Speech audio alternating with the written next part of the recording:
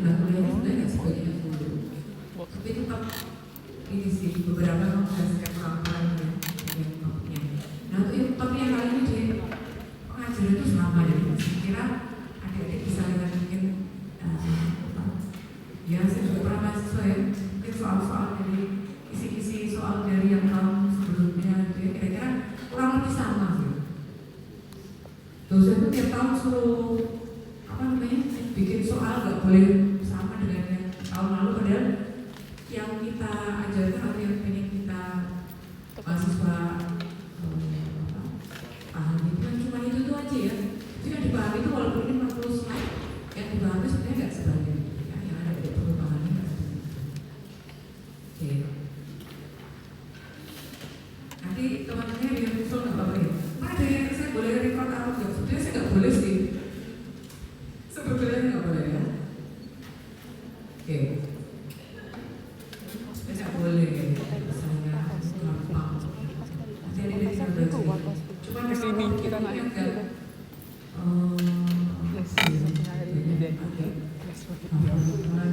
Karena ini kan topik. Jadi kalau di Jantung mungkin adik-adik kemarin kita kuliah sama dokter ini itu adalah infeksi di jantung yang pertama, ini infeksi di jantung yang kedua ya.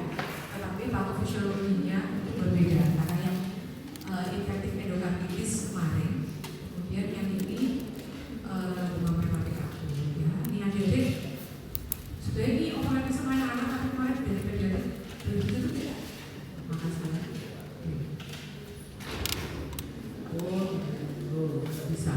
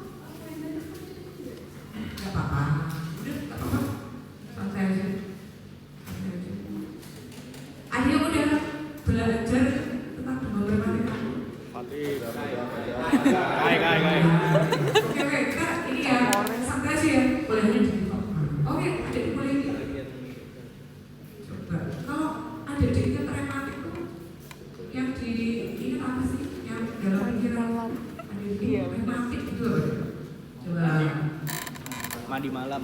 Oh di boleh, bersama aku. Diklik boleh. Ini tadinya mau gitu terus biasa nggak usah ya apa ya.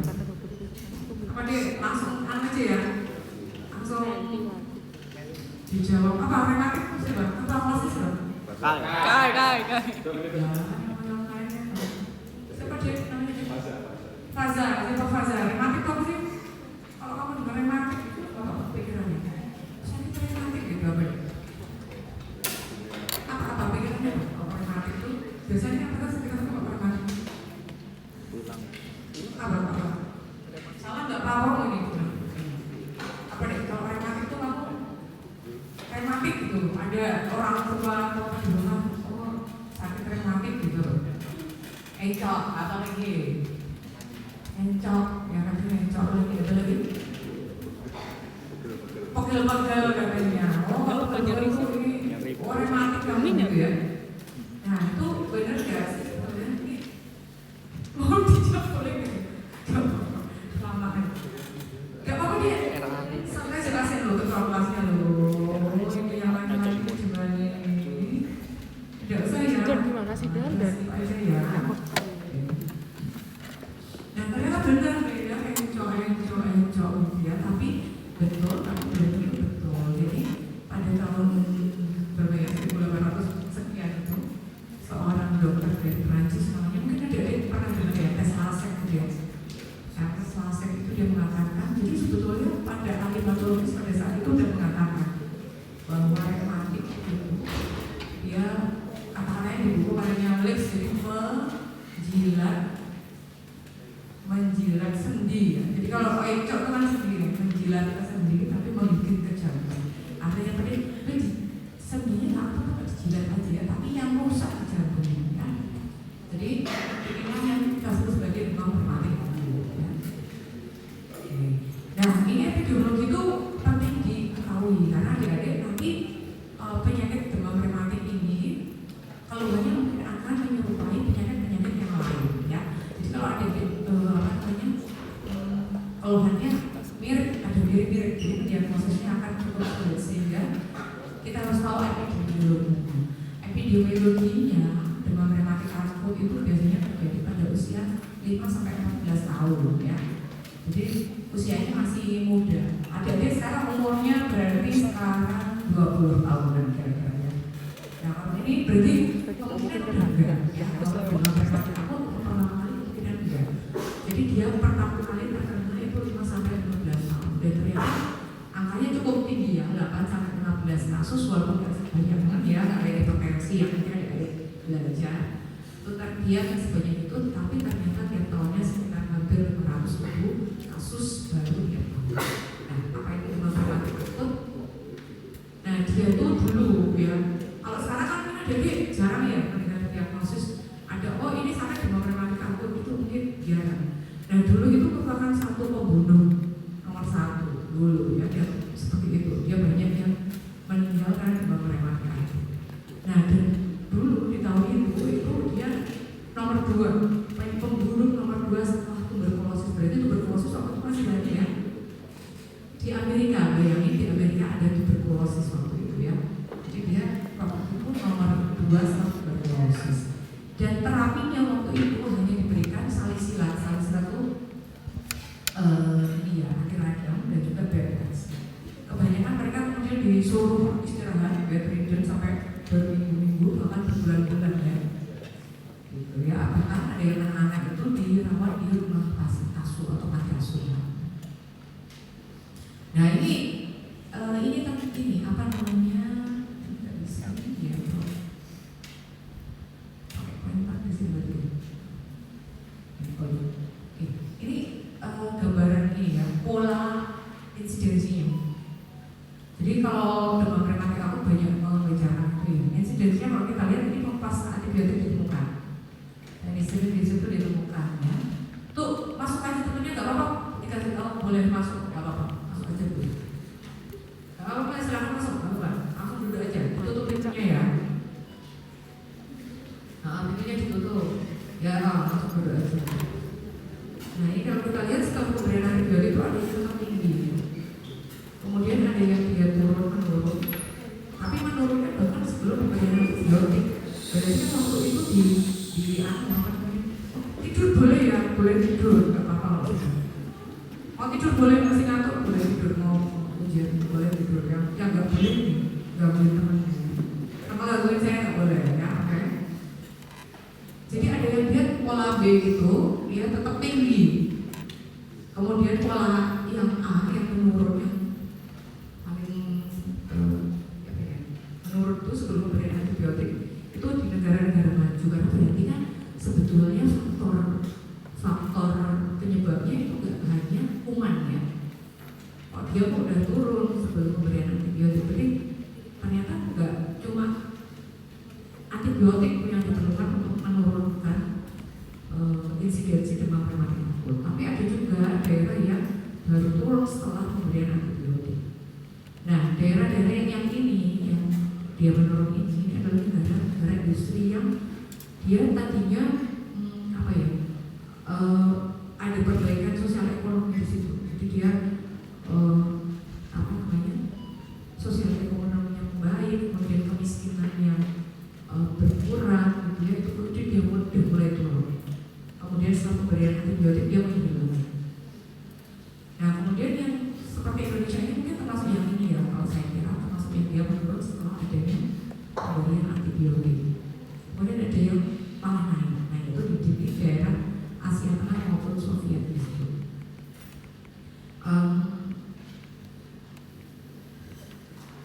Apa ya di sini? Ya kayaknya itu aja ya. Jadi ini. Jadi kira-kira deh, adik-adik nggak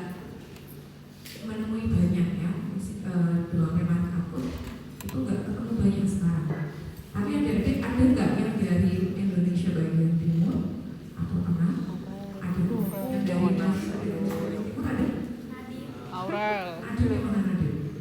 Nadine dari mana Nadine? Saya dari Malang, Dok. Ini ngawur. Usil emang, Dok, ini. Lah, SMA saya dari Malang kok. Ada lagi yang lebih timur? Willy. Dari Papua. Oh. Dari Papua. Dari Papua coba kita lihat ya. Papua masih ada nih.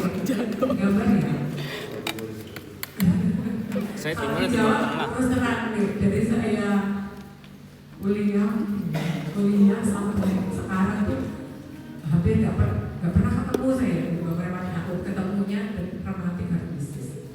Nah, ini slide yang penting untuk dipahami ya. Jadi kalau tadi epidemiologi tadi ada bisa pegang usianya dari 5 sampai 15 tahun. Yang kedua yang penting dipahami adalah ini.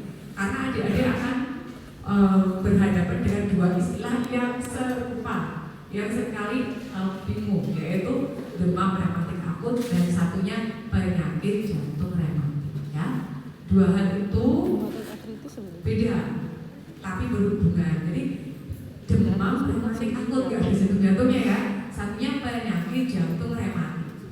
Ya, istilahnya itu. Nah, ini adalah slide yang penting untuk kita pahami. Jadi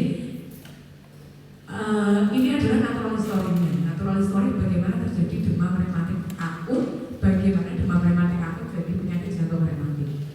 Nah, penyakit demam rematik akut atau akut rematik fever (ARF) itu didahului dengan infeksi streptococcus yang kebanyakan itu di tenggorok, faringitis. Jadi gejalanya faringitis, ya paling banyak. Tapi di daerah aborigin, suku aborigin ada dilaporkan nggak banyak justru yang dari faringitis, port dan ringan. Dia lebih banyak dari infeksi kulit, impetigo, ya. Jadi ada dua, sore throat atau faringitis, nomor 2 adalah infeksi kulit. Nah, ini adalah awalnya, ya. Awalnya di sini infeksi. Infeksi ini dalam waktu 10 sampai 21 hari pada orang tertentu atau individu tertentu itu bisa terjadi demam rematik akut, ya. Demam rematik akut. Nanti manifestasi klinisnya keluar demam rematik akut itu yang di tengah itu. Yang di tengah itu justru sudah nggak ada faringitisnya, ya. Jadi ini faringitis sudah sembuh, dia kemudian timbul gejala demam rematik akut. Jadi dia sudah sembuh sebetulnya. Kemudian timbul demam rematik akut. Nah, demam rematik akut ini kalau tidak diobati, dia dalam jangka panjang akan menyebabkan kerusakan jantung yang permanen yang kita sebut sebagai penyakit jantung rematik, ya. Nah, penyakit jantung rematik. Jadi dia biasanya terjadi setelah bertahun-tahun kalau yang ini. Kalau yang ini, jadi ini tadi infeksi dulu 10 sampai 21 hari akut rematik fever, kemudian dalam tahunan kemudian dia akan timbul rematik. Nah, sekarang kita lihat gambarnya. Tadi siapa tadi Willy dari Papua. Willy daerahnya ada nggak sih warnanya? Oh, ya. Nah, kita lihat dulu ya. Ini dia bilang prevalent cases of rheumatic heart disease. Sorry, kita lihat ini ya. Dia yang mana ini? Willy di tempatnya Willy ada nggak ini ya? Kita di Indonesia. Nah, kita lihat bagaimana aja ya. Oh, udah sedikit ya. Nah, tapi ini warnanya di hijau ya. Hijau itu juga menurun. Nah, kalau kita lihat di sini sebenarnya sporadis ya. Daerah-daerahnya justru tempat kita tinggal ini sudah enggak banyak ya deh. Nah, ini yang biru ini yang tinggi ya. Nah, ini udah nggak banyak sebetulnya ya. Jadi mungkin kalau ada di praktek mungkin akan jarang ketemu itu ya. Jadi jangan ngarep ketemu itu terus tahu-tahu ada praktek nyari sendi gitu, terus dibilang teman-teman kamu, nah dia harus lihat dulu. PDS itu sering kayak gitu ya, umur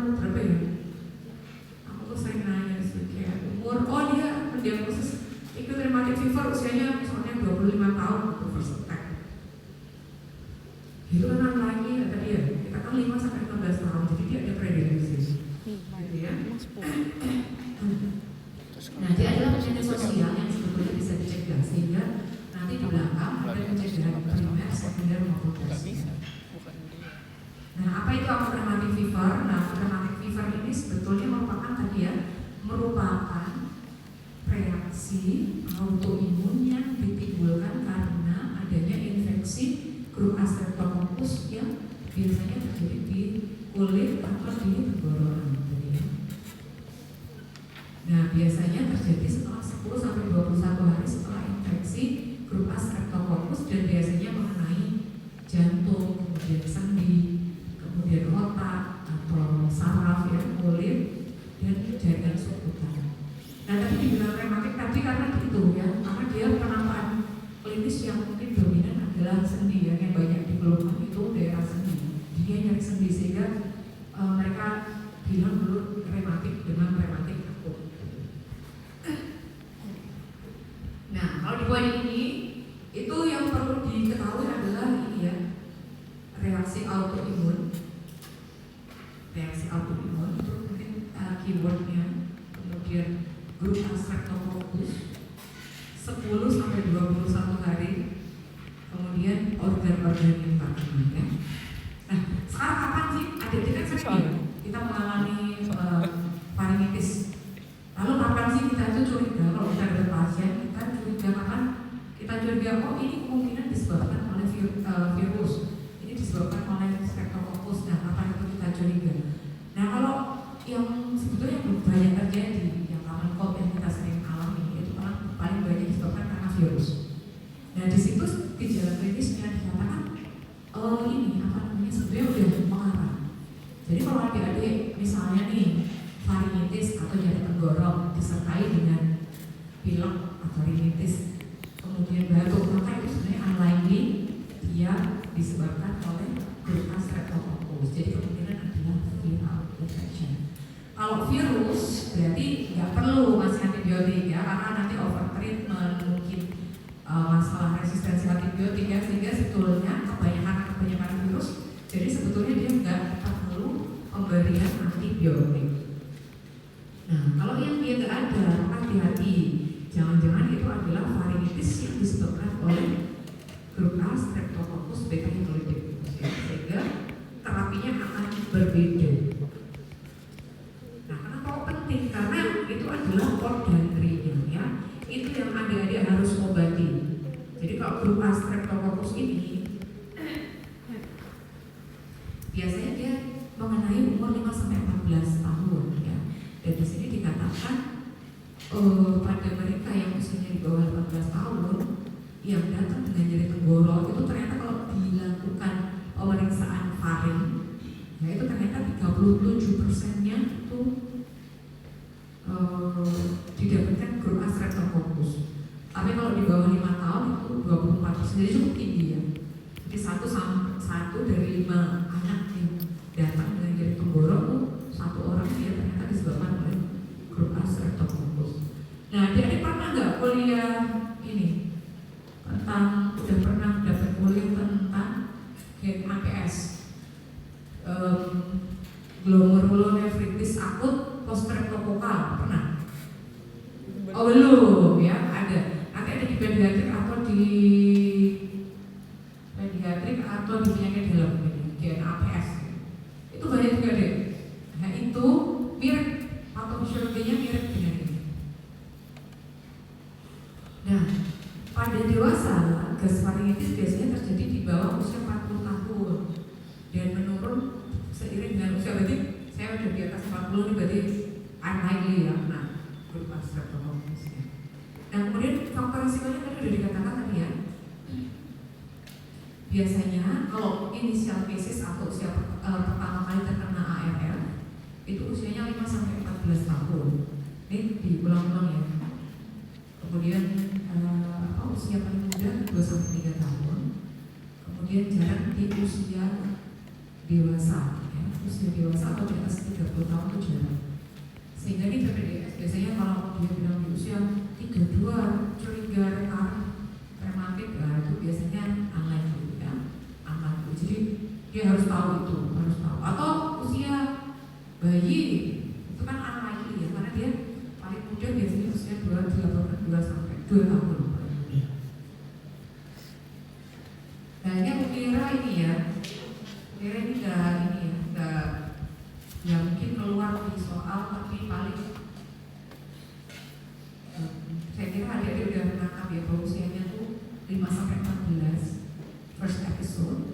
jarang di atas usia umur ya. Jadi poinnya itu aja. Kemudian kalau gender ya,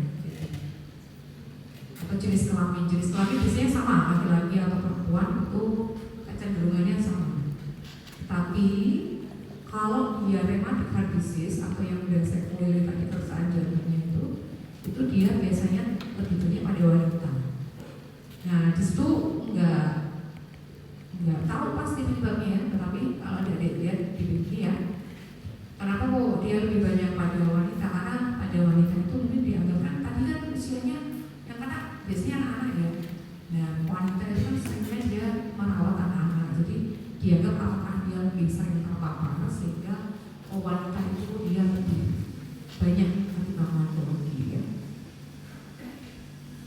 Kalau anak-anak masih sama, tapi kalau nanti rheumatic heart disease poinnya itu ya ada 2 poin. Berarti kalau aku rheumatic fever itu equally laki-laki sama wanita, tapi rheumatic heart disease itu lebih banyak pada wanita dibandingkan laki-laki. Siapa yang masih bingung aku rheumatic fever dan rheumatic heart disease? Oh, ini karena saya belum cerita tentang kenapa kok jantung bisa rusak gitu ya. Tadi kan baru nyampe ke infeksi ya. Dan faktor lingkungan itu dianggap juga berperan. Jadi adik-adik yang tinggal di kawasan yang padat penduduk hati-hati ya, karena di situ dikatakan kawasan yang padat penduduk itu untuk resiko terkena acute rheumatic fever itu lebih tinggi ya.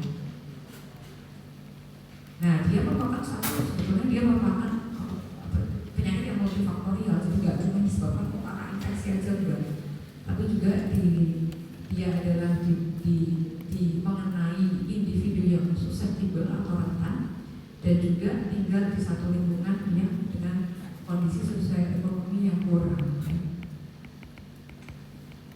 Ini kayaknya trias epidemiologi udah biasa ya di public health ya.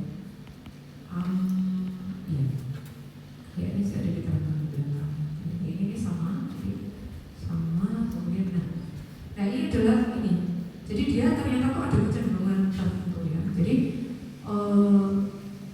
nggak cuma orang kena infeksi terus jadi ARF gitu. Kalau nggak semua, jadi dia timbul pertanyaan, kenapa kok nggak semua orang yang terkena infeksi grup A Streptococcus ini kok jadi acute rheumatic fever? Gitu. Nah itu ada studi pada anak kembar itu mengatakan dia, di situ dikatakan bahwa genetik heritability-nya itu untuk acute rheumatic fever itu kurang lebih 60%. Jadi ternyata ada. Jadi hati-hati kalau ada saudara yang terkena acute rheumatic fever, maka dia punya kecenderungan lebih tinggi untuk mengalami acute rheumatic fever.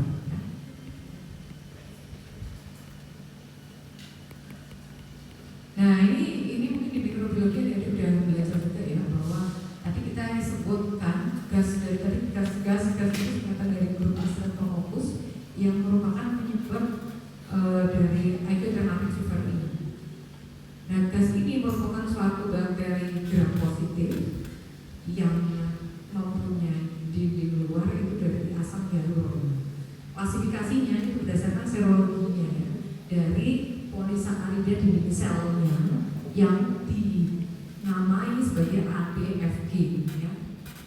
Kemudian serotip yang berhubungan dengan acute rheumatic fever itu hanya serotip yang B, yang lainnya nggak berhubungan dengan acute rheumatic fever. Kemudian dia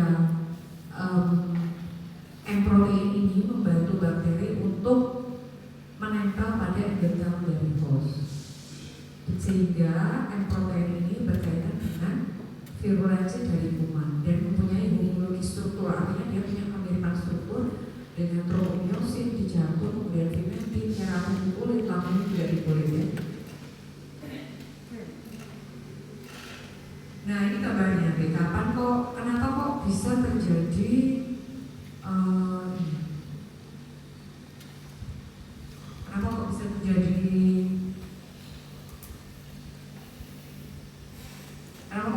ini ya?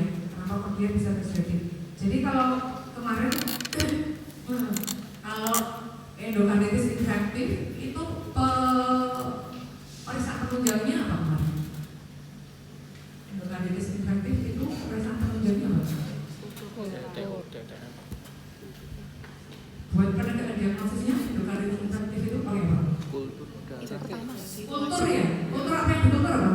Darah. Darah, berarti terjadi bakteremia ya di darah ya.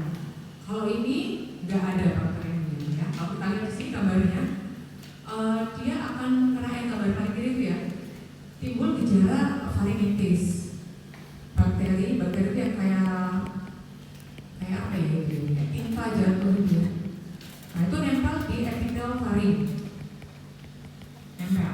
Kemudian dia menginvasi masuk ke epitel faring. Nah di situ dia akan dipresentasikan atau diproses antigen itu dipresentasikan ke sel B yang atas, kemudian ke sel T ya oleh makrofag. Jadi dia akan mengaktifkan imunitas humoral sama seluler. Ya. Kemudian sel T teraktivasi yang bawah, kemudian yang atas itu kalau sel B apa? Hasilnya apa kalau sel B itu? Antibody ya, antibody. Nah, sehingga dia antibody itu masuk ke darah. Nah, adik-adik di nomor 4 itu lihat nggak ada gambar kumannya? Nggak ada ya? Nggak ada gambar kuman tuh. Nomor 4 itu ada gambar tinta yang jatuh juga. Gambar ini pasti apa ini keriting-keriting ini bulat ini. Nggak ada kan? Nomor 4 itu nggak ada kan? Nomor 3 masih ada. Nomor 4 nggak ada, ya. Nomor 4 udah nggak ada. Jadi dia kuman itu nggak masuk ke darah, nggak mengalami bakterinya. Jadi yang terjadi adalah dia reaksi imunitas yang timbul dari infeksi grup Aspergillus ini menyebabkan kerusakan di nomor 5, ya. Sehingga itu seperti halnya dia kan tadi autoimun, ya, seperti halnya autoimun. Jadi sel imunitas atau sistem imunitas ini sebetulnya timbul sebagai respon terhadap infeksi bakteri, tetapi dia salah sasaran ya.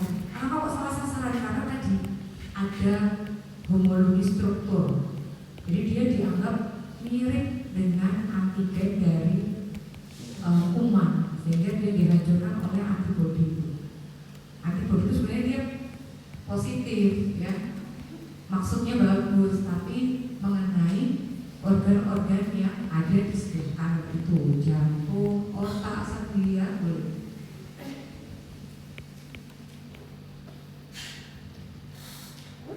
Sehingga kita nggak akan pernah ya di fase ini adik-adik terus aku minta kultur darah, nggak akan dapat kultur darah, aku nggak akan dapat bakterinya, jadi nggak ada bakteri tumbuh di darah ya. Jadi kalau mau cari bakteri di mana nih? Kalau seperti ini, cari bakterinya di, kalau mau dapat bakteri di mana?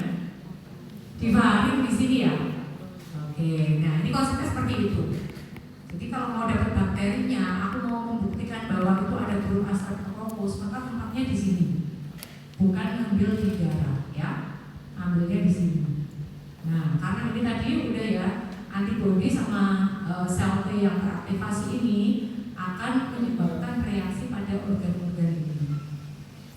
Nah, ini contohnya di jantung ya. Di jantung itu dia akan membentuk suatu kayak berkeloma gitu ya, dia nodul. Kita sebut sebagai astrogladi. Nah, ini gambarannya yang anak-anak itu, saya juga nggak ngerti sih, mungkin yang asisten itu ngerti ini ya. Aku nggak ngerti. Menurut aku gambar histologi ini gambarnya cuma ungu-ungu gitu ya. Ungu sama ungu sama bulat sama panjang gitu ya. Zulfan.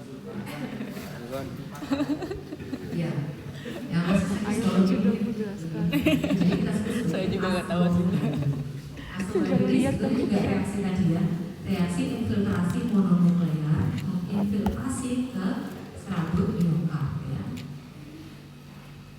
Nah kalau ada kayak gitu kan mesti rusak ya, rusak. Nah, dia biasanya mengenai di katup. Jadi sebetulnya terjadinya itu terjadi valvulitis ya, paling sering itu valvulitis. Valvulitis itu endokarditis sebetulnya ya, tetapi yang mengenai di katup.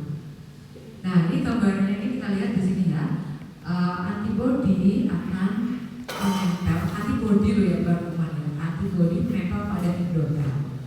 Kemudian VCAP1 mengaktifasi endotel, menarik sel T, sel T-nya kemudian masuk melalui ekstravasasi melalui endotel, kemudian dia menempuh di lamina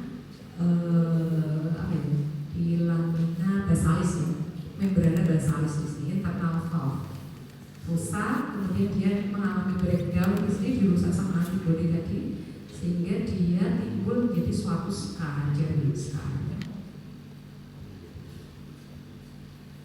Nah kalau dari depan adalah tadi apa ya? Ya paling itu deh ya, saya ini dibuat soal, saya kok hampir nggak pernah bikin soal dari slide ini ya, sulit paling kita ini ya apa namanya? Ini lokasi gitu ya, lokasi dia ekstravasasi seperti itu, sel T gitu. Nah itu hanya poin-poin seperti itu enggak? Iya, soalnya saya udah 5 tahun mengambil ini, soalnya dan enggak ganti apa ini, slide ini biasanya keluar. Ini kayaknya enggak sih kalau saya harus mengeluarkan ini agak ini kan kok enggak ya? Saya too difficult to remember dan juga ini apa namanya kayaknya too difficult to remember the name, kayaknya saya enggak namanya. Nah, mendiagnosis aja rheumatic fever tadi kan dia kena banyak organ ya, ada jantung, ada kulit, ada saraf, ada sendi gitu ya. Tetapi nggak semuanya, nggak semua individu akan mengalami di semua gejala itu, nggak semua akan organ. Jadi kadang-kadang dia cuma di jantung aja, kadang-kadang di sendi aja, kadang-kadang sendi dan jantung gitu ya. Nah sehingga diagnosisnya itu menjadi sulit karena manifestasi klinisnya itu beragam. Ada yang dia mengeluhkan sendi, nyeri, gitu ya. Demam itu manifestasi klinis terbanyak. Kemudian artritis itu juga terbanyak, yang kedua kayaknya saya kalau nggak salah. Kemudian yang lainnya itu lebih jarang. Nah karena dia manifestasi klinis yang beragam, kalau ada yang diperhatikan, semester 4 tuh udah kuliah imunologi udah, SLE gitu udah ya. SLE pakai kriteria loh, suruh mendiagnosis SLE itu angel kan, susah. Sehingga dia bikin kriteria. Biasanya kalau memenuhi kriteria ini plus ini itu tegak. Nah ini juga seperti itu. Jadi diagnosis ARF itu ternyata penegakan diagnosisnya sulit. Sehingga pada tahun 1944, bayangin kita belum merdeka, mereka sudah membuat Bapak Jones ini, Thomas Jones, mengembangkan satu kriteria diagnosis untuk menegakkan akut rheumatic fever yang disebut sebagai Jones criteria. Ya. Jadi ini intinya di sini. Jadi tadi intinya adalah patofisiologinya tadi dipahami. Nggak usah ini, nggak usah memahami, nggak usah terlalu sulit. Oh ada bakteri Calvari, kemudian timbul reaksi imunologi, antibody, antigen, antibody, terjadi reaksi autoimun, antibodinya beredar di dalam darah, kemudian terjadi kelainan pada organ tadi, jantung, otak, kulit, sama sendi, 4 organ tadi. Itu intinya seperti itu. Ya, intinya itu aku rheumatic fever kayak gitu. Nah, kemudian gimana kita menegakkan diagnosisnya? Yaitu dengan Jones criteria. Jones criteria ini pertama kali dikemukakan tahun 44. Adik-adik bisa bayangkan di tahun itu teknologi tentunya nggak secanggih sekarang ya. Nah sekarang kan udah ada ultrasound gitu, mungkin dulu hanya pakai stetoskop ya, stetoskop didengarin aja. Kalau mau mendiagnosis kelainan jantung ya stetoskop itu dulu secanggih dulu, sehingga kriteria ini menjalani modifikasi beberapa kali, yang terakhir tahun 2015. Kriteria yang lama ya, jadi dia membagi menjadi kriteria mayor sama minor, atau manifestasi mayor dan manifestasi minor. Manifestasi mayornya itu pada 5 organ tadi, 4 organ, yaitu jantung itu terjadi artritis, kemudian poliartritis atau migratory arthritis, migratory polyarthritis, kemudian subkutan nodul, erythema marginatum, dan splenomegaly. Nah itu manifestasi mayornya. Nah tahunnya gimana tahunnya? Tahunnya karditis itu gimana di zaman dulu? Zaman tahun 1944 mendiagnosis karditis gimana caranya? Karditis kan inflamasi di jantung ya. Tadi kita sudah bicarakan itu, inflamasi di jantung paling sering mengenai akut. Kira-kira kalau batuk itu kena inflamasi, kira-kira kita ketemu apa di tahun itu tuh? Kalau mau tahu menegakkan diagnosis, oh ini valvulitis, kena valve, kena batuk. Kira-kira kalau kelainan di batuk tuh kita akan ketemu apa tuh? Murmur ya, oh ya, gampang aja murmur. Ketemu murmur, kelainan di batuk ketemu murmur. Nah sehingga di tahun 44 itu Jones kriteria yang asli itu mendiagnosis karditis dengan cara ditemukan murmur. Jadi kalau di auskultasi ketemu push, nah, dia ini karditis katanya. Dia 2 minggu lalu kena infeksi, kena faringitis, terus ini ada push, ini ketemu satu karditis. Itu kayak gitu ya, kayak gitu. Dia mendiagnosisnya dulu seperti itu karena dia punyanya stetoskop. Kemudian yang kedua itu respiratory polyarthritis. Nah ini mungkin lebih mudah ya, lebih mudah untuk dilihat. Polyarthritisnya itu mengenai sendi-sendi besar, sendi besar ya.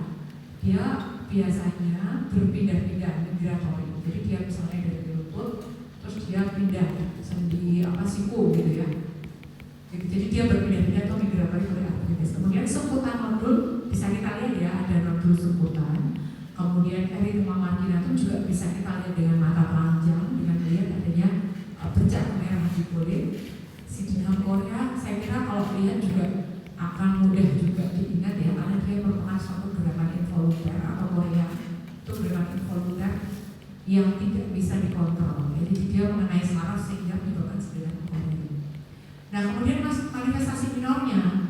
Nah kalau yang mayor itu dia bilang artritis. Jadi artritis itu harus ada gejala radang.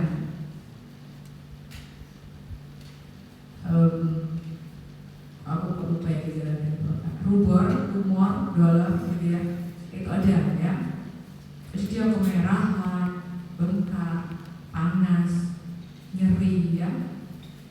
Itu ada. Nah itu masuk polyarthritis. Tapi kalau cuma nyeri aja atau atralgia nggak ada bengkak, ya jadi dia subjektif aja keluhannya pasien, kita masukkan kriteria minor.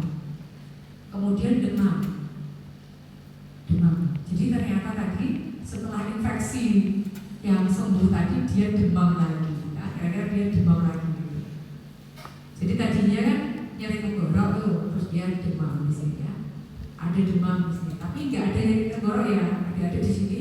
Kriteria mayor minor tuh nggak ada nyeri tenggorok ya. Itu pernah keluar di soal sih. Karena kan udah dia ya, udah diecahkan itu loh mahasiswa. Berikut ini yang merupakan kriteria minor, nyeri tenggorok, gitu. Padahal ada yang nyeri tenggorok ya kan, mengingatkan kalau ada tidak memahaminya itu salah. Menjawabnya itu pernah keluar seperti itu ya, keluarnya. Kemudian prolog PR interval ini dari mana nih? Prolog PR interval. Dari EKG ya, tadi dikerjakan EKG. Tadi ketemu murmur di EKG ya, coba dia lakukan EKG. Kalau prolog PR interval tuh interpretasinya apa? AV block ya, AV block. Prolog PR interval itu adalah AV block. Jadi ada AV block di sini ya. Kemudian dia dari darah memeriksa LED dan CRP didapatkan peningkatan dari marker inflamatori. Nah kemudian ada 3 domain. Yang pertama tadi minor, yang ketiga adalah bukti infeksi streptococcus. Yaitu kalau ada di darah, berarti kalau di darah tadi, kalau adik-adik punyanya darah sampelnya, adik-adik minta apa? Bukan kultur ya. Jadi kan katanya yang di gambar ini nggak ada jadi di darah. Antibody.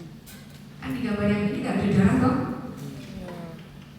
Di darah nggak ada gambar kuman toh, berarti kulturnya bukan kultur. Kalau punya sampel darah berarti bukan kultur kuman ya. Kalau punya sampel darah mintanya adalah antibodinya ya. Antibodinya kan ada kan di darah ya. Nah, yaitu namanya kita sebut sebagai ASTO ya, anti streptolysin titer O atau streptokokal antibody yang lain boleh. Atau kalau misalnya pakai swab tenggorok itu juga boleh kan? Dia di kultur kemudian positif untuk berupa streptococcus. Gitu. Nah, kalau adik-adik membaca jurnal-jurnal yang lebih baru lagi ada lanjut 2025, dia pakai point of care testing gitu ya.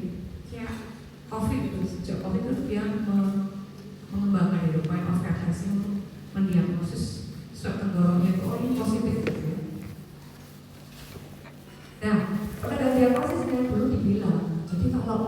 ada 2 mayor, kalau kamu ketemu 2 mayor itu tegak aku rheumatic fever, atau ketemunya 1 mayor plus 2 minor ditambah bukti ya, tapi tentunya ditambah bukti adanya infeksi streptococcus ya, 1 mayor plus 2 minor, nah itu maka dia tegak aku rheumatic fever. Nah di sini adik-adik perhatikan 2 mayor itu kan belum tentu ada karditisnya, loh dia nggak bilang bahwa karditis itu harus ada, enggak ya. Jadi kadang-kadang dia misalnya nih hanya subkutan nodul plus migratory polyarthritis, atau mungkin 1 mayor cuma dapat polyarthritisnya ditambah demam dan LED-nya naik misalnya, itu kan udah tegak. Berarti sebetulnya kelainan jantung itu nggak wajib ada. Jadi kadang-kadang acute rheumatic fever itu tidak ada manifestasi kardiak. Jadi nggak selalu dia ada manifestasi kardiak. Nah, kalau nggak ada manifestasi kardiak, maka kemungkinan dia tidak akan menjadi menjadi penyakit jantung rematik. Yang menjadi penyakit jantung rematik adalah mereka yang salah satu gejala klinisnya itu adalah karditis. Ya, jadi pada akut rheumatic fever itu dia ada gejala karditis. Nah, itulah mereka yang cenderung atau mempunyai kemungkinan untuk terkena rheumatic heart disease yang kemudian hari ya. Nah, Jones ini Jones tahun 44, ada 3 hafalin aja. Saya kalau ngapalin biasanya CANES gitu ya. Kok bisa ya? Gimana terserah ya? Kalau saya C itu karditis, A itu arteritis, N itu nodul subkutan, E erythema marginatum, S itu sejumlah Korea. Jadi ngapalin CANES itu kalau saya. Karditis, arteritis, nodul subkutan, erythema marginatum sama sejumlah Korea ya. Tinggal hafalan itu, yang lainnya nanti ngikutin ya, yang lainnya minor gitu. Nah, di tahun 2015 itu Jones membuat Jones revisi. Kenapa kok dilakukan revisi? Karena dia berdasarkan ada gambaran tadi. Ternyata itu epidemiologinya itu enggak merata ya. Kalau kita lihat di sini ada negara-negara yang masih banyak insidensinya, kayak di daerah Afrika, ya, Asia Tengah, Asia Selatan. Itu kan masih cukup banyak deh ya, biru-biru itu. Nah, sehingga itu merupakan background mengapa kemudian dia membuat Revised Jones ya. Revised Jones ada yang tahun 2015 ya. Nah, ini adik-adik boleh dilihat soal ini kanan ya. Jadi kalau yang Revised Jones ini yang baru adalah dia memasukkan ini, yang baru ini subclinical evidence of rheumatic valvulitis on echocardiogram. Jadi maksudnya subclinical carditis, kalau adik-adik mungkin akan membaca ada yang dia menulis subclinical carditis nih ya, carditis clinical atau subclinical. Nah, kalau clinical itu kayak yang tadi saya bilang itu, dia timbul murmur ya, ada murmur. Jadi itu clinical carditis. Nah, kalau subclinical carditis itu murmurnya nggak ada. Jadi kita auskultasinya normal, tapi dilakukan pemeriksaan echocardiogram itu ketemu kelainan katup. Itu kita sebut sebagai subclinical carditis. Kemudian yang kedua, Revised Jones ini mengatakan kalau di negara yang masih high risk atau yang prevalensinya tinggi, itu dia memakai kriteria nggak usah dia nggak harus migratory polyarthritis. Boleh kan kalau kita dapat artritis atau polyarthritis, jadi dia nyari sendiri aja berpindah-pindah, nggak ada radangnya, tanda-tanda-tandanya nggak ada, itu boleh. Jadi intinya Revised Jones ini melonggarkan negara-negara yang high risk, tapi mengetatkan negara-negara yang low risk, dengan tujuan supaya dia menyaring lebih banyak pada populasi yang high risk. Ya, kemudian kalau yang lainnya kayak sedenam Korea, erythema marginatum, subkutan dulu sama, nggak berubah dari kriteria yang Jones, original Jones tadi ya. Yang berubah hanya dua, yang C sama A. Nah kalau loris harus poliartritis. Kenapa? Karena dia insidensinya udah jarang, sehingga poliartritis harus. Tapi kalau high risk misalnya di Indonesia masih tinggi ya, itu boleh poliartritis. Jadi dia nyeri sendi yang berpindah-pindah boleh. Kemudian kalau di high risk demamnya itu kriteria demamnya 38 udah masuk minor. Tapi kalau yang low risk 38,5 dia baru masuk ya. Jadi ada yang perlu dipahami di sini atau diingat bahwa pada populasi yang high risk suhunya rendah, LED-nya lebih rendah cut-off-nya ya, yaitu di atas lebih dari sama dengan 30. Kemudian yang lainnya sama ya, yang berubah hanya artralgianya. Kalau nyeri sendi nggak berpindah-pindah cuma di satu sendi, nah di negara yang high risk udah boleh dimasukkan sebagai kriteria minor. Nah, jadi intinya di negara yang high risk itu mau menjaring sebanyak-banyaknya pasien yang dicurigai atau rheumatic fever. Nah ini sama tadi 2 mayor. Kalau menegakkan diagnosis yang pertama itu 2 mayor atau 1 mayor plus 2 minor. Tapi kalau recurrent, jadi udah pernah dulu, terus sekarang kok kayaknya ini dulu udah pernah didiagnosis demam rematik akut gitu ya, terus sekarang kok kayaknya belum gejala lagi. Nah kalau recurrent itu dia boleh pakai kriteria 3 minor. Jadi kalau recurrent rheumatic fever itu 3 minor. Ini sama ya. Nah ini tadi udah saya sebutkan tadi. Yang baru adalah pada negara yang high risk poliartritis, mayor yang tadinya poliartritis itu boleh menjadi poliartritis, non-artritis atau poliartritis. Kemudian kalau low risk suhunya lebih tinggi yaitu 38,5 dengan LED-nya 60 mm per jam ke atas. Nah ini loh udah pernah keluar soalnya ya. Apakah manifestasi tersering dari demam rematik akut? Sesuai namanya, manifestasi tersering adalah demam ya, lebih dari 90%. Kemudian manifestasi tersering keduanya adalah artritis.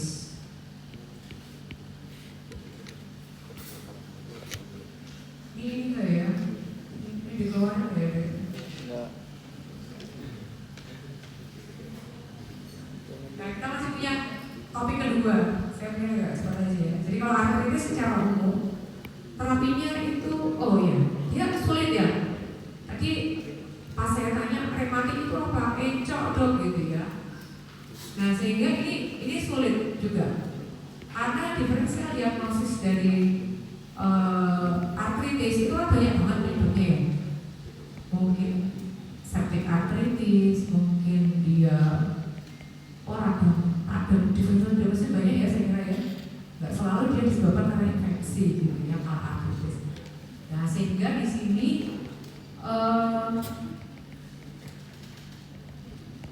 mungkin tuberkulosis juga bisa itu. Kalau saya pernah dapat itu demam, terus dia tuh ada nyeri sendi gitu, keluarnya udah demam. Tuh kita aspirasi cairan sendi itu keluarnya pus. Nah, kira-kira kalau kita aspirasi cairan sendi, kalau ada rheumatic fever itu aspirasi keluarnya apa deh? Itu bagian berupa atau pus ya. Kira-kira kalau ada melakukan aspirasi cairan sendi, aspirasi cairan sendi apa? Jernih, pus, apa kira-kira? Kira-kira kalau kita ingat proporsional nggak bikin anak. apa darah apa? Nggak bikin. Kira-kira apa? Kira-kira apa deh? Nana? Apa dia tujuannya bakteri? Awalnya kan dari bakteri ya? Kira-kira purulan nggak? Nggak, kenapa kok nggak purulan? Karena nggak ada bakterinya ya? Ada loh deh. Yang di sendi itu reaksi antibody tadi yang menyerang sendi, sehingga kalau ada yang melakukan misalnya tuh ada radang sendi, kan memang kalau ada radang sendi biasanya teman-teman dari penyakit dalam atau dari rokok itu dia aspirasi ya. Nah aspirasinya kalau pada akut rheumatic fever ini nggak akan ketemu pus, jadi dia akan ketemunya adalah steril. Jadi dia akan bilang di situ kata-katanya aseptic artritis ya, aseptik artritis. Kalau pus itu biasanya istilahnya adalah septic artritis. Jadi kalau kita melakukan aspirasi cairan sendiri di sini adalah steril ya, steril, sehingga di sini dikatakan kita harus mengeksklud septic artritis ya. Nah, artritis yang disebabkan karena akut rheumatic fever ini biasanya sangat responsif dengan pemberian NSAID, yaitu aspirin maupun NSAID yang lain. Nah, kalau misalnya ini adik-adik udah kasih NSAID tapi dalam 72 jam jadi 3 hari kok nggak sembuh-sembuh, maka dia adik-adik harus memikirkan mungkin bukan ARF ya. Nah, kemudian sekutan nodul ya, kurang dari 10% itu jarang ya, manifestasi yang jarang. Dia bentuknya suatu sekutan nodul yang biasanya pada tonjolan tulang atau pada tendon extensor. Itu kurang dari 10%. Kemudian kalau erythema marginal itu bentuknya seperti ini. Ya, dia juga jarang, kurang dari 10% ya. Gak nyeri, gak gatal. Kemudian karditis itu tadi saya sudah sampaikan ya tadi. Ya, mungkin saya lanjutkan di yang kuliah yang rheumatic heart disease aja ya, sambil nanti nyambung. Nah, Korea saya kira ini ya, gerakan involuntary tadi. Saya jarang sih keluarin yang gambar kecil-kecil itu. Beberapa sih itu, enggak sih? Kayaknya nggak pernah saya ngalamin gitu. Ya. Cuma 5 soal kalau dia buat topik B, nggak topik 5 soal. Dikit ya berarti ya. Nah, kemudian kalau ini rheumatic. Nah, kalau adik-adik tadi akut rheumatic fever, bagaimana cara menegakkan diagnosis akut rheumatic fever? Jawabannya apa? Apa dia? Kultur antibiotik. Dengan Jones kriteria tadi ya, diagnosisnya. Kalau yang ini adalah rheumatic heart disease ya, rheumatic heart disease. Rheumatic heart disease penegakkannya dengan ekokardiografi atau ultrasound jantung ya. Jadi beda. Kalau yang aku ada yang treatmentnya keluarin nggak ini? Gak usah. Gak usah, susah.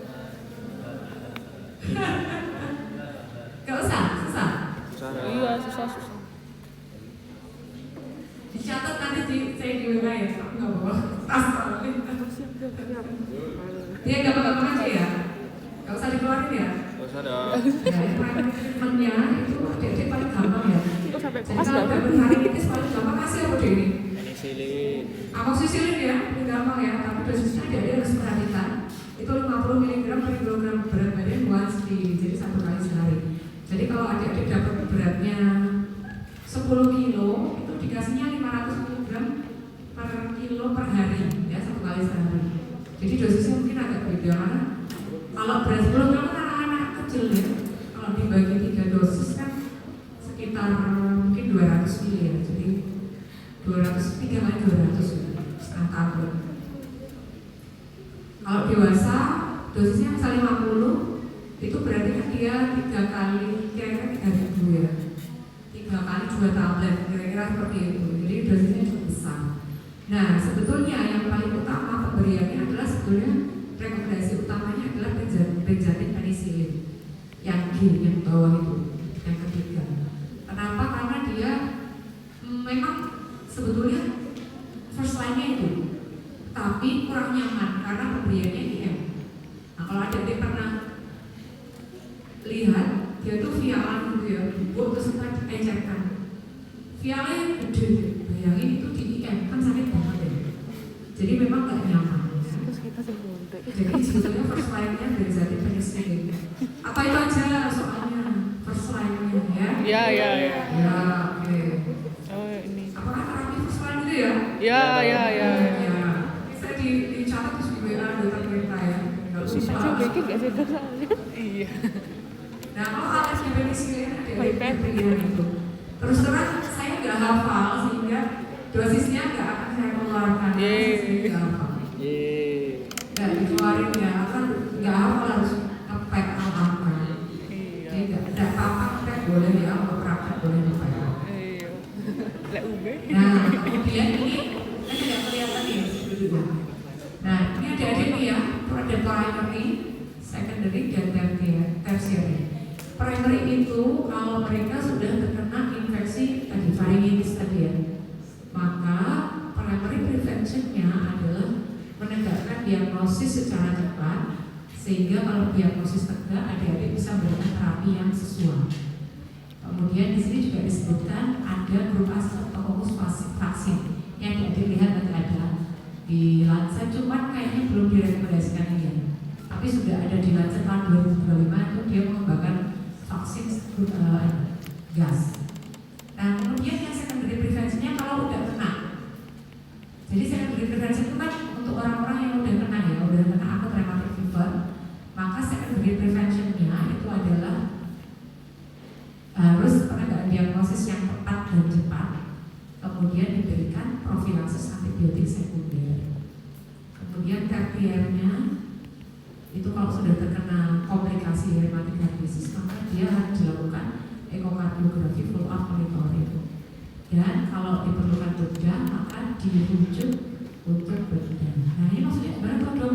Kok ada ini primary ya, kemudian ada ini secondary profilaksis, maksudnya gimana? Gimana kira-kira? Kira-kira gimana? Masih satu topik lagi banyak ya ternyata. Nah primary eradication ini bukan primary treatment ya. Ini diberikan pada mereka yang mengalami tadi streptokokal varingitis atau pas diagnosis paling awal tuh deh. Ini eradikasi awal. Ya ini diberikan ini kalau adik-adik curiga grup Streptococcus varingitis maka berikan terapi yang ini. Nah kalau yang secondary prophylaxis ini adalah obat-obat yang diberikan untuk mencegah rekurensi. Jadi pada mereka yang pernah terkena acute rheumatic fever itu mempunyai kecenderungan untuk terkena demam rematik yang berulang. Jadi kalau udah pernah kena itu resiko terkena lagi ada. Jadi dia punya suseptibilitas genetik atau karakteran genetik sehingga pada mereka yang sudah pernah kena acute rheumatic fever itu harus kita lihat apakah dia indikasi diberikan secondary prophylaxis, yaitu yang mana? Yang ini 1, 2, 3. 1 rheumatic fever dengan carditis dan persistent valvular heart disease. Jadi kalau dia waktu terkena akut rheumatic fever itu adik-adik ketemu murmur, terus murmurnya menetap, maka itu harus diberikan secondary prophylaxis. Ya, kenapa? Karena dia kalau kena lagi itu resiko kerusakan katupnya lebih berat, sehingga lebih baik kasih secondary prophylaxis. Kemudian yang kedua, rheumatic fever ada murmur pada saat periode akut rheumatic fever punya ketemu murmur, tapi murmurnya tuh hilang pas dia udah sembuh. Jadi nggak menetap. Mudahnya gitu ya. Mudahnya nggak menetap murmurnya. Murmurnya terus hilang. Udah kita obati terus hilang. Nah ini namanya yang kedua ini. Jadi dia AFL kena carditis tapi nggak menetap kerusakannya katupnya. Nah ini diberikan ini ya selama 10 tahun sampai usia 21 atau usia 21. Kemudian akut rheumatic fever tanpa carditis. Jadi dia kena akut rheumatic fever tadi ya. Misalnya gejalanya masuknya poliartritis plus 2 minor misalnya. Nah ini berarti masuknya kriteria terakhir. Nah itu diberikan selama ini. Nah jadi adik-adik nanti kalau di rumah sakit ada pasien-pasien yang terdiagnosis rheumatic heart disease, dikasih yang paling mudah kita biasanya pakai penicillin V, namanya phenoxymethyl penicillin. Dikasih terus kalau dia kontrol ya, kan pasiennya kan kontrol rutin tuh. Obatnya tuh obat jantung plus kasih antibiotik terus-terusan sampai di usia 40. Ya itu namanya secondary prophylaxis. Gunanya adalah mencegah supaya dia nggak rekuren, karena kalau rekuren kerusakannya lebih parah lagi ya.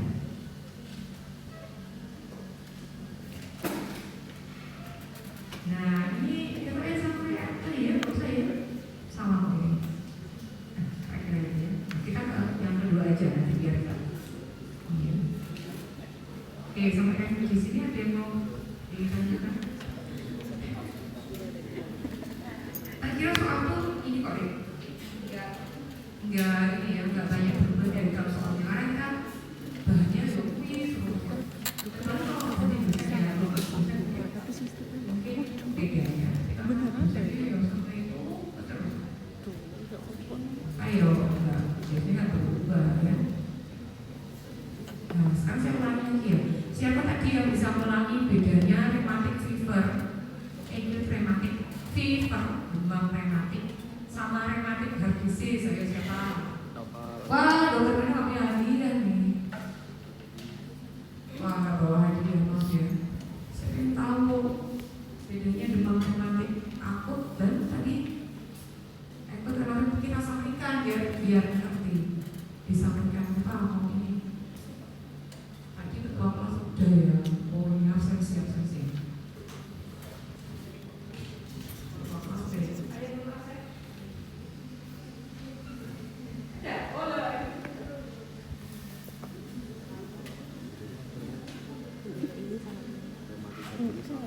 Yang lupa, yang fever sama yang jantung.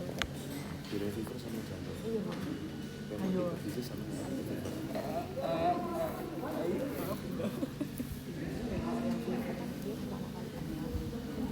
Ada lagi.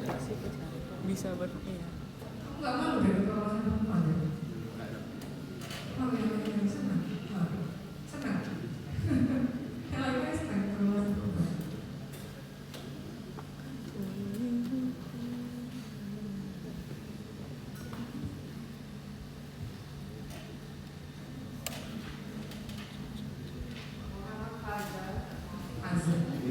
Oh, ada. Ya, habis tanda tangannya kayak tanda tangan itu dia. Apa? Tanda tangan apa? Gibran. Tanda tangan siapa? Gibran. Aku iseng, saya ini orangnya iseng ya, karena saya pernah mahasiswa. Ini juga kayak gitu. Saya pernah mahasiswa, pernah Ini aja kan ini paling poin. jadi ngerti mahasiswa biasanya. Oh, aku saya ya tahu. Saya pernah mahasiswa. Dibawa ngerti loh ya, pernah mahasiswa. Ya, saya juga pernah melewati umur itu. Saya ngerti. Saya ini agak sulit diidentifikasi sama yang ada tanda depan ini. Saya biasanya mengidentifikasi ada tanda depan yang mana gitu. Mana mana? Oh ada ya. Oke. Ya ini lagi sih. Ada gimana ada? Tadi perbedaan tadi ini rheumatic fever sama demam rheumatic akut. Apa tadi? Bisa berikan loh. Summary. Apa tadi? Demam rheumatic akut sama acute rheumatic fever tuh bedanya apa bedanya? Boleh aku juga saya kok ini ya bedanya? Boleh. Kalau saya boleh dibedakan. Maksudnya sama panjang. Iya, manifestasinya bisa ke jantung atau kalau nggak dia. Aku rheumatic fever be apa? Heart disease. Tadi yang heart disease itu progresi. Enggak apa-apa kok. Beda usia juga nggak ada usianya. Enggak, 5-15. RHD juga 55. Enggak. Maksud tapi si cilik us penyakit jantung. Enggak ada tulisannya sama yang prevalensinya. Sama dengan saya itu ada hubungannya. Masa iya? Lah, soal kayak 2 kali maksudnya. 2 kali. Kuning aja orangnya kuning. Jadi nggak berhubungan sama dia. Lah, tapi panas ini. Continue. Maksudnya gimana? Startnya tuh 2 kali. Duanya udah terjadi. Dulu kerjanya. Buat tapi apa? Continue buat beda. Continue. Itu kerjaan dulu atau beda? BCA. Tadi misalnya kerja awal Dilanjutin BPC-nya. Terus di BP-nya nambahin BCA. Bilang. Berarti 2 langkah beda. Dijadikan sama Udah dilakuin berurutan. Buat apa? Jadi nggak usah bingung. Ini tentang kelainan satu. Ya. Jadi makanya kalau kita jadikan satu. Oke, kalau rheumatic heart disease ini di tahun 2024 saya nggak nemu SKD 2024 di jantung rematik ya tulisannya demam jantung rematik. Ini dia tipe ya. 2024 itu tulisannya demam jantung rematik gitu. Tapi kompetensi 2, layanan kata pakai kompetensi 2. Jadi nggak sampai memberikan terapi. Ini gambar yang tadi, nggak saya ulang lagi. Nah, sekarang yang ini aja kita ya. Nah, kita mau ulang lagi tadi review bahwa aku rematik fever yang tadi saya bilang panjang lebar kali tinggi itu adalah katakanlah di sini di usia berapa ya? Kita kasih ilustrasi di usia tadi 5 tahun. 5 tahun dia kena faringitis tadi ya. Di usia tersebut 5 tahun usia tersebut dia timbul manifestasi Jones. Jadi kalau membaca ada vignette soal dengan manifestasi klinis, jadi soal itu kan bisa dari diagnosis ke apa manifestasi klinis gitu kan bisa ya. Jadi dari diagnosis ke mundur dari diagnosis ke gejala klinis, atau ada gejala klinis A, B, C, D, terus adik-adik suruh menyatukan puzzle, jadi diagnosisnya apa gitu kan. Jadi ada 2 macam. Jadi kalau dia di vignette soal itu menyebutkan di time frame itu timbul Jones criteria, itu namanya akut rheumatic fever gitu ya. Tapi kalau dia katakan sekarang usianya 23 tahun, pada usia 5 tahun dia pernah menderita nyeri sendi gitu misalnya. Nah itu berarti di usianya 23 nih. Dibilang di riwayat penyakit dahulu usia 5 tahun pernah kena nyeri sendi. Berarti 23 itu diagnosismu apa dia? Misalnya di 23 itu keluhannya sesak nafas. Apa dia? Berarti di 23 tahun tadi RHD. diagnosisnya rematik disease itu ya. Jadi kalau gejala klinisnya itu kalau faringitis ya faringitis. Kalau yang rheumatic fever gejala klinisnya Jones criteria. Kalau rheumatic heart disease karena dia merupakan salah satu penyebab gagal jantung, maka gejala klinisnya biasanya gejala klinis gagal jantung. Apa itu gejala klinis gagal jantung? Oh, ada di baru kuliah nanti siang ya gagal jantung. Kemarin. Nah, gejala gagal jantung itu yang timbul apa? Biasanya apa deh? Kalau jantung gagal melakukan tugasnya tuh, oh mungkin dari kali ya di tutorial udah skenario berapa ya? 2 kayak 2 apa 3 ya? 3 ya? 2 kan yang biasa. 2 itu aritmia, 3 itu Gagal jantung. Aku di kupingku pernah di kita dari ngomongin aku suka kayak gini.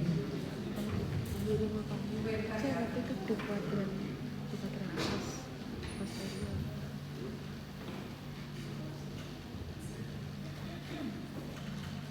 Oke, jadi di usia tadi kalau dia satu periode dengan faringitis itu namanya akut rheumatic fever. Tapi kalau periodenya itu udah jauh banget, terus gejala klinisnya gagal jantung itu namanya rheumatic heart disease ya. Rheumatic heart disease. Jadi udah nggak ada nyeri sendi-sendinya tuh nggak ada. Jadi kalau rheumatic heart disease nggak ada nyeri sendiri yang encok-encok lagi udah nggak ada ya. Nah sekarang kita punya istilah satu lagi ya namanya rheumatic arthritis. Kira-kira kalau rheumatic arthritis itu masuk yang bawah apa yang atas tuh? Yang rheumatic arthritis. Ada inflamasi. Yang atas kenapa? Inflamasi. Karena masuk Jones criteria tadi, kan ada arthritis ya. Jadi rheumatic arthritis itu adalah inflamasi pada jantung. Sebetulnya pankreatitis.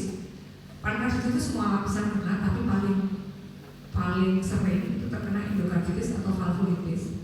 Sehingga dia gejalanya dia murmur ya. Itu ya, kalau rheumatic arthritis itu yang disebut tadi manifestasi mayor dari kriteria Jones.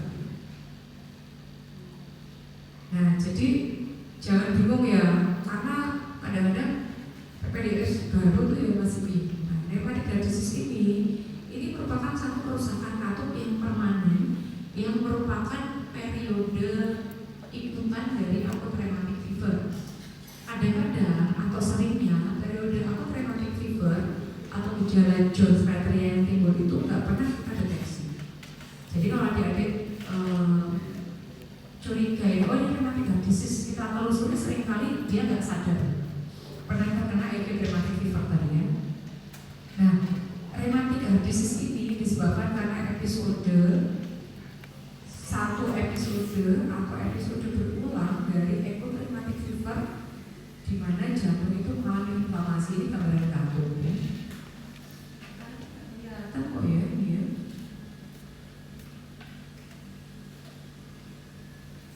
Nah, paling sering itu mengenai mitral maupun katut aorta ya.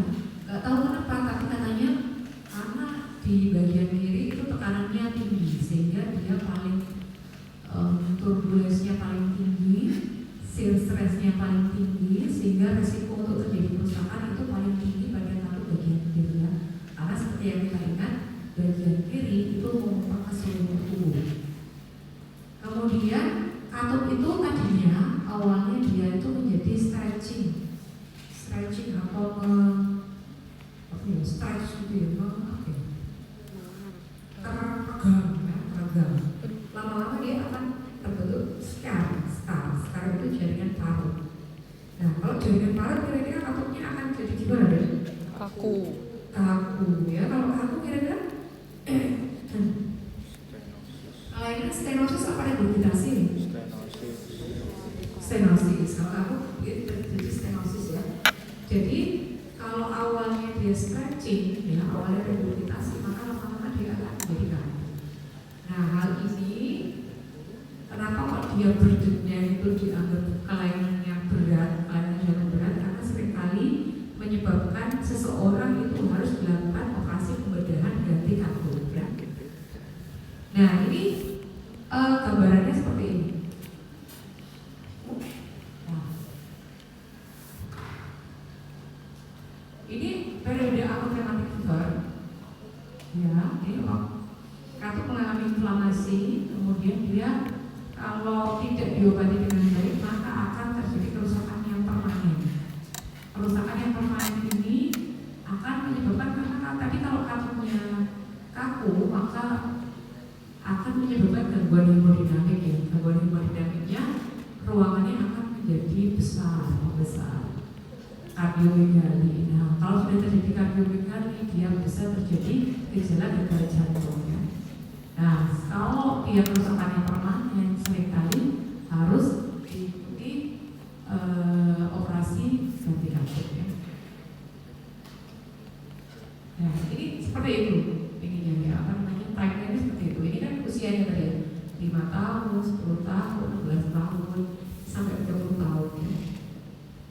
Nah, kalau dia nggak dioperasi, karena katut yang rusak itu merupakan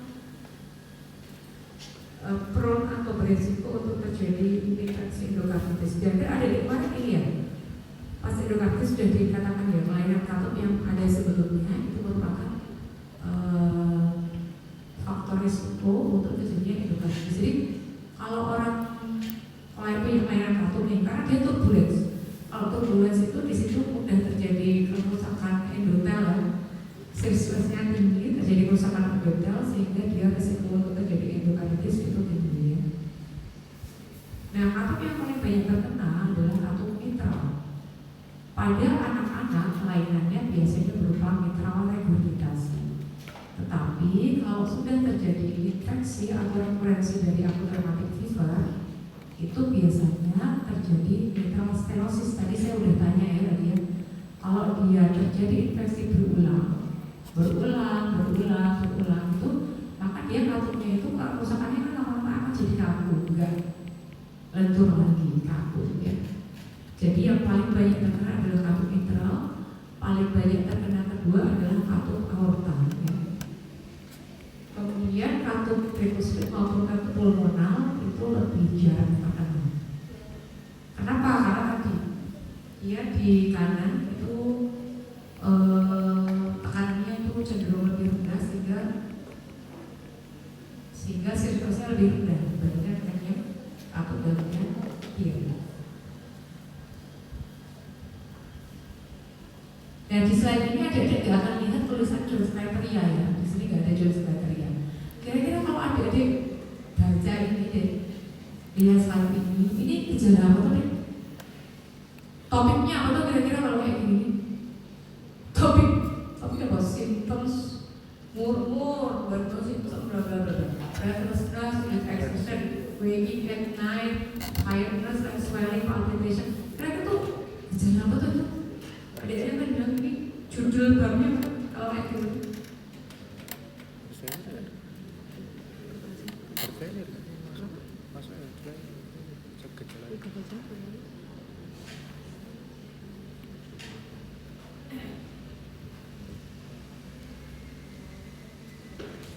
Judul babnya apa deh? Sesak napas dengan aktivitas atau saat berbaring terlentang. Ya, 1. Terbangun malam hari karena sesak nafas. Nomor 3, gampang capek. Nomor 4, edem perifer atau kaki bengkak. Terus palpitasi. Kira-kira kalau itu gejala klinis apa ya? Gagal jantung ya. Dia tahu Framingham kriteria? Kriteria Framingham untuk gagal jantung tahu ya? Nanti ada pada hari ada. Udah? Belum. Nanti siung betul? Iya. Itu ada itu ya gejala gagal jantung. Jadi kalau di sini tadi seperti yang saya sampaikan, gagal jantung itu kan penyebabnya banyak. Nah, gagal jantung pada usia muda itu kan nggak sering dia. Gagal jantung itu kan penyakitnya orang tua tuh, ya kan? Ya Allah,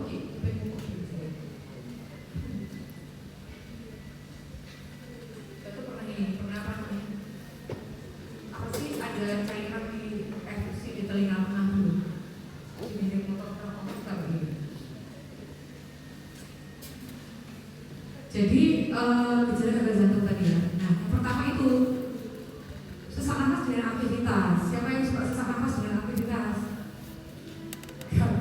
Ya, udah malu nggak ada ya. Ya ada. Jadi adik-adik kalau besok dapat tutorial dulu deh. Perhatikan, saya lupa ya tutorialnya. Adik-adik dapat toh gejala gagal jantung. Sesak nafas pada saat aktivitas, tidur berbaring, terus pada saat malam hari terbangun karena sesak ya kakinya bengkak. Usianya muda, usianya 20-an. Kira-kira beda nggak ya?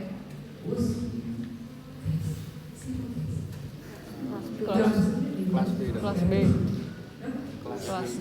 Siap mendobrak. Udah. Aja ya, gitu ya. Aduh, jangan hidup. Kelas B. Ini sesak nafas ya. Jadi dia gejala gagal jantung. Kalau ada perhatian, salah satu penyebab gagal jantung paling banyak pada usia muda adalah kelainan jantung sama kelainan jantung bawaan ya. Nah, penyakit jantung rematik ini prevalensinya juga lebih banyak pada usia yang muda. Nah, kemudian ini ya, apakah semua ARF jadi RAHD? Jawabannya apa deh? No, kenapa? Kenapa? Tadi? Nah, karena karditis atau kelainan katup itu hanya salah satu dari kriteria mayor ya. Ya Allah, Belum. Tenang. Sudah 30 ya. Nanti ngomong ganti. Nah, mereka yang jadi RAHD itu adalah yang pada saat periode ARF itu terkena karditis. Kemudian ARF-nya berat, terjadi pada usia muda atau terjadi pada episode yang prematur. Tetapi sebenarnya kita nggak bisa memprediksi siapa yang akan jadi RHD atau yang enggak ya. Sehingga karena kita nggak bisa memprediksi, maka semua orang walaupun tidak ada karditis tadi tetap diberikan secondary prophylaxis dengan long term penicillin ya. Nah, komplikasi gagal jantung. Kalau gagal jantung pas kelainan irama ya, gagal jantung tadi timbul tadi shortness of breath ya. Ada paroxysmal nocturnal dyspnea, dyspnea exertion, kemudian juga mungkin timbul ortopnea ya. Kemudian atrial fibrilasi itu terjadi kalau sudah terjadi kardiomegalia ya. Jadi jantungnya besar, terutama bagian atriumnya besar, sehingga dia akan menimbulkan kelainan irama ya, fokus-fokus ektopik di situ menyebabkan timbulnya atrial fibrilasi. Nah, atrial fibrilasi ini merupakan kelainan irama yang terkait dengan resiko stroke. Nah, sehingga mungkin salah satu manifestasi pertama dari rheumatic heart disease pada usia muda itu stroke. Jadi beberapa kali saya dapat pasien usia 35 nih, dia udah kena stroke ya, hemiparesis gitu. Terus kita kan kalau hemiparesis usia 35 itu kan mikir, jangan dia paling banyak mitral stenosis sih yang atrial fibrilasi gitu. Jangan-jangan ini yang rheumatic heart disease ya. Betul, kita lakukan pemeriksaan ultrasound atau ekokardiografi, ternyata kita dapatkan kelainan kartu. Jadi primernya adalah di jantung. Jadi usia muda, jadi kenapa kok epidemiologi usia itu penting? Karena yaitu kalau usia muda kita ya nggak mikir, kalau adik-adik yang DV-nya soal itu usia muda, maka kemungkinan penyebab gagal jantung pada pasien tersebut adalah coronary artery disease usianya 25 tahun kan enggak ya? Jadi unlikely. Jadi kalau adik-adik ada usia ini kemudian timbul gejala gagal jantung, itu mungkin mengarah ke penyakit jantung bawaan atau penyakit jantung katut ya. Nah, ini dia kan tadi saya katakan tadi stroke ya, ischemic stroke, karena atrial fibrilasi itu iramanya nggak teratur sehingga mudah terbentuk trombus di atrium kiri yang kalau lepas dia akan menyebabkan terjadinya emboli. Emboli menyebabkan terjadinya stroke emboli ya. Kemudian infeksi endokarditis karena dia memang katupnya itu rusak sehingga dia stir-stressnya tinggi, itu mungkin endokapitalnya rusak atau endotelnya rusak, maka dia mudah terjadi endokarditis. Nah, di sini ini RHD screening, jadi ini dikeluarkan karena di Kemenkes itu ngedrop alat ultrasound di puskesmas ya, sehingga di situ dia beberapa orang itu diajari untuk screening rheumatic heart disease, terutama dokter umum ya. Di situ untuk melihat adanya mitral regurgitasi maupun aortic regurgitasi. Jadi yang dilihat dicari MR sama AR. Nanti akan di screening, kalau sudah dia curiga maka kemudian dikonfirmasi ke SPJB ya, terutama spesial dokter spesialis jantung. Nah, adik-adik bisa lihat seperti ini gambarannya. Kalau dilakukan ultrasound itu gambarannya seperti ini. Jadi ya gambarnya ini ya ultrasound. Ini gambar yang kan ada yang biru, ada yang merah, biru, ini merah ya. Terus ada yang rame, ini ya. Yang ini ya dia. Gambarnya kan ada kuning, ada merah, ada biru ya. Itu adalah namanya jet turbulence. Turbulence jet. Nah, kalau ada turbulence itu berarti ada kelainan katup di situ ya. Nah, di sini kalau kita lihat katupnya ini, yang ini katup tuh yang ini juga ini. Katupnya nggak ketemu, kan harusnya katup tuh kayak pintu tuh ya, kalau nutup gini. Nah, ini nggak ketemu sehingga terjadi regurgitasi atau kebocoran ya. Jadi yang di screening itu MR, yang positif screen itu MR, AR sama MS aja ya. Nah, selain ini juga ultrasoundnya di sini ya, melihat ini ya gambarannya, katupnya ini pembukanya seperti ini, nggak membuka sempurna ya, jadi dia pinggirannya putih-putih, ada kalsifikasi ya. Ini yang kita sebut sebagai mitral stenosis. Ini apa ya, lupa? Ini aku lupa gambarnya. Lucu ya. Apa ini ya penebalannya? Forget it ya. Oke. Nah, ini kelainan morfologinya jadi nggak perlu hafalkan ini, jadi klasifikasi aja pokoknya. Nah, pemeriksaannya bagaimana? Waduh, ini slide kok semua kan ya.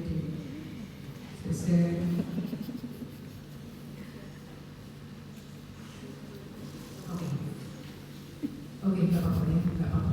Jadi secara umum itu kita memeriksa pasien yang keluhan itu yang kita pilih dari kelainan katop itu dari anamnesis ya.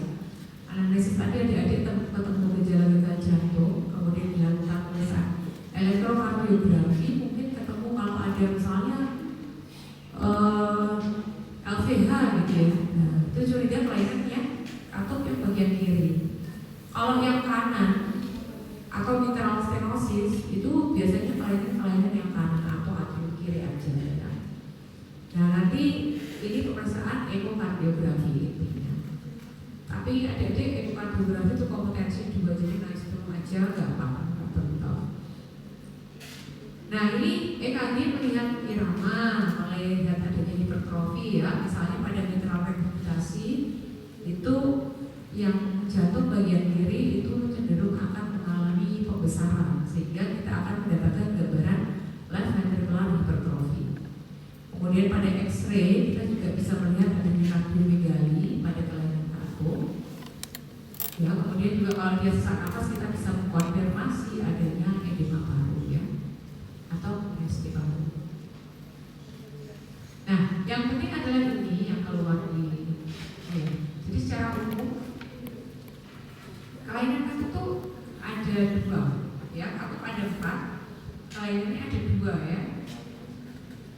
Katop itu ada 2 di kanan, 2 di kiri, yaitu mitral dan aorta yang sebelah kiri, kemudian sebelah kanan tricuspid dan pulmonal.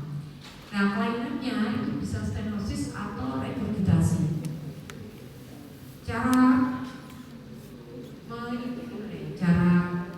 tahunya kelainannya, oh ini dari pemeriksaan CMR gitu, tak mungkin.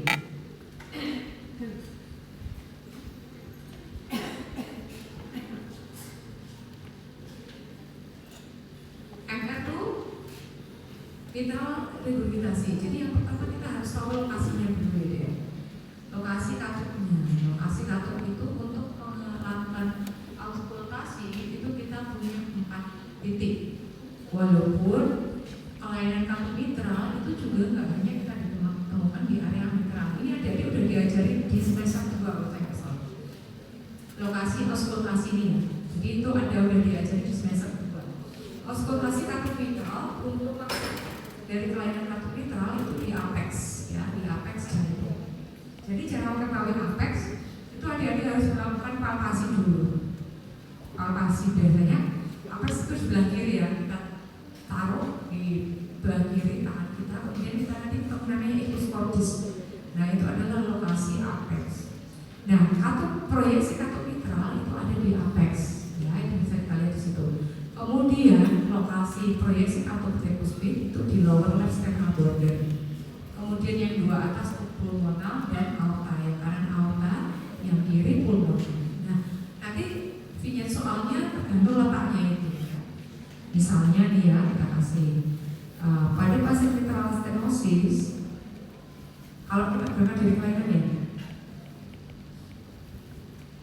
Nah, pada mitral stenosis ya, kita udah dibuletin ya, kita tuh mitral stenosis. Stenosis itu kan kaku ya, kaku itu berarti kelainan saat membuka, jadi nggak bisa membuka sempurna. Katop mitral membuka sempurna pada saat fase apa ya? Diastol, sistolik, berarti membuka pada saat fase diastolik, karena itu fase pengisian ventrikel ya. Sehingga pada katop, kalau di pertanyaannya adalah apa murmur yang didapatkan pada mitral stenosis, itu jawabannya bisik diastolik dengan lokasi di apex ya, bisik diastolik lokasinya di apex. Jadi fasenya fase diastolik. Berarti kalau ada yang udah dapat mitral stenosis itu fasenya diastolik, berarti mitral regurgitasi pasti fase sistolik. Pokoknya yang ana soal 2 keluar gitu, ojo dijawab bodoh, udah jelas kok satunya mitral stenosis, satunya mitral regurgitasi. Ya, berarti kalau regurgitasi itu adalah kelainan penutupan. Kelainan penutupan tuh dia harusnya nutup. Jadi katop itu nutup itu menahan supaya darah enggak bocor ke arah ruangan yang sebelah proksimal. Jadi dia harus nutup ya. Kalau regurgitasi itu nggak bisa nutup sempurna, jadi harus nutup tapi bocor ya. Nah, kapan katup mitral harusnya nutup? Fase apa? Fase dia mumpang ke aorta ya, fase sistolik, sehingga pada katup mitral regurgitasi kelainannya adalah bisik sistolik dengan lokasi di apex ya. Gitu. Nah itu nanti kalau adik-adik mau ingat-ingat, berarti itu sama halnya dengan yang katup atrioventrikular satunya apa? Fasenya akan sama. Apa satunya? Satunya mitral apa? Tricuspid. Berarti kalau tricuspid regurgitasi fasenya fase sistolik. Pokoknya ada di ingat itu kalau yang selevel dia atrioventricularis berarti fasenya sama ya. Jadi kalau tricuspid regurgitasi berarti bisik sistolik di posisinya lower left sternal border ya. Ini tadi mitral regurgitasi tadi udah. Sekarang tricuspid regurgitasi ya. Terus dari saya enggak nih? Oh iya nanti aja dulu. Nah sekarang katup ini. Sekarang kalau katup semilunar itu apa aja? Aortic pulmonar. Aorta sama pulmonar ya. Kalau katup aorta stenosis itu berarti kelainannya pada saat buka atau saat nutup? Saat buka. Membuka ya, nggak bisa membuka sempurna kan kaku tadi, nggak bisa membuka sempurna. Katup aorta membuka pada saat fase sistolik, beda nggak sama mitral tadi? Beda ya. Jadi kalau adik-adik ada soal yang kayak gitu, tinggal mau ini balik-balik gitu ya. Jadi ngawur tuh pakai nalar ya, ngawur tuh pakai nalar gitu, ngawur pakai nalar ya. Kayak ujian apa? Itu ya, masuk perguruan tinggi kan pakai nalar juga ya. Kayak gitu ya. Oke, kalau aorta regurgitasi berarti diastol. Oke, sekarang ini yang terakhir aja. Itu keluarnya kayak gitu deh, itu keluar. Sekarang mana tadi yang fungsinya udah belum? Nah, didapatkan tuh kayak gitu. Holo sistolik murmur di lokasi katup tricuspid. Saya kan belum absen. Regurgitasi. Ahmad Rizky Firdaus. Ya, oh ya, gimana deh? Ini apa nih jawabannya deh? Katupnya sudah dia, katup tricuspid. Sekarang Regurgitasi. dapatnya murmur sistolik. Apa Berarti ini? dia apa? Regurgitasi. Sistol. Tricuspid. Sistol. Apa deh? Lainnya deh. Regurgitasi. Kalau aku masih nggak main loh. Itu dilihat dulu ya. Besok kan dihafalin ya. Apa? Kalau di soal nggak ada gambarnya kayak gitu ya, nggak ada gambarnya tricuspid air itu nggak ada. Tadi dia lihat, dia soalnya adalah misalnya didapatkan murmur holosistolik pada SIC berapa tuh? SIC 5 gitu ya. SIC 5 linea parasternal sinistra. Nah itu kayak itu. Apakah kelainan katup yang didapatkan pada pasien di atas? Seperti apa? Nggak bisa nutup. Ya, itu Ya, merah-merah itu loh. Merah-merah itu. Fasenya sistolik. Apa itu kelainan?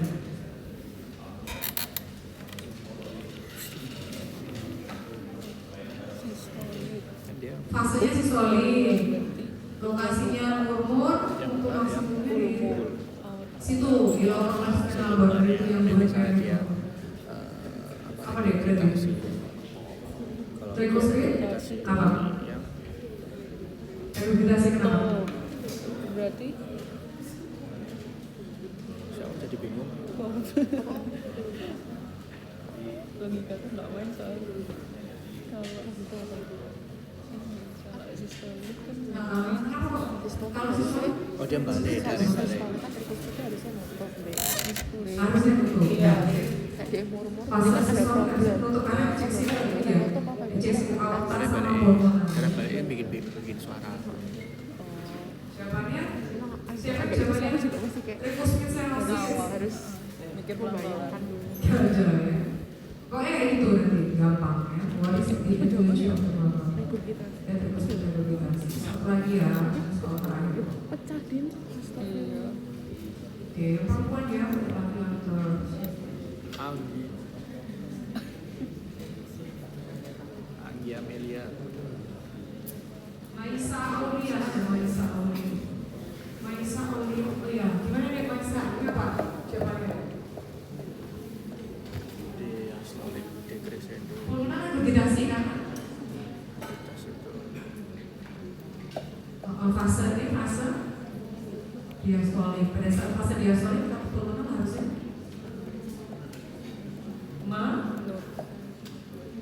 fase diastolik harusnya menutup ya. Harusnya menutup. Jadi Karena kan kodenya itu kalau regurgitasi kan harus menutup. fase sistolik buka gitu. Karena kan dia injeksi ke great arteries. Sehingga dia lainnya adalah berguna lagi. Kira-kira gitu ya. Tapi tergantung fase. Ya tergantung sisal apa diastolik. Maaf ya. Maaf ya, saya anu. Jadi kalau Taruh langsung ada. kira-kira soal saya nggak jauh-jauh dari yang sebelumnya kok. Karena jadi saya kira udah punya itu. IR soal itu ada. Karena mahasiswa punya lah udah diganti-ganti soal punya ya. Soal Enggak dong, kita nggak punya salkatin. saya kira ada dia belajar dari situ.